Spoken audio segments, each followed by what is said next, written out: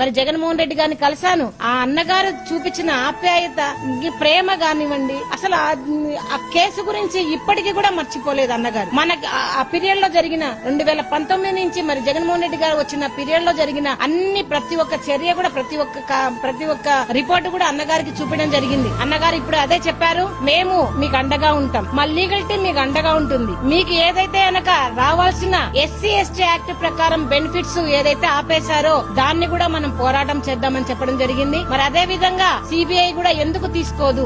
ఈ సిడిఎఫ్డి ఏదైతే కనుక జగన్మోహన్ రెడ్డి గారి పీరియడ్ లో వచ్చిన ఈ ఇన్వెస్టిగేషన్ సిటీలో వచ్చిన ఈ సిడిఎఫ్డి రిపోర్ట్ ను ఎందుకు మీరు లోపల బయట పెట్టడం లేదు అని ఈ ప్రభుత్వాన్ని ప్రశ్నించడం జరుగుతా ఉంది. మరి జగన్మోహన్ రెడ్డి గారు మరి మాట ఇచ్చారు, అమ్మ ఖచ్చితంగా మాట ఇస్తున్నాం, అందరిలాగా కాదు, ముఖ్యంగా పవన్ కళ్యాణ్ గారి లాగా మాట ఇచ్చి మర్చిపోయే ప్రసక్తే లేదు, మీకు ఖచ్చితంగా న్యాయం జరుగుతుందని మరి నాకు అన్నగారు భరోసా ఇవ్వడం జరిగింది.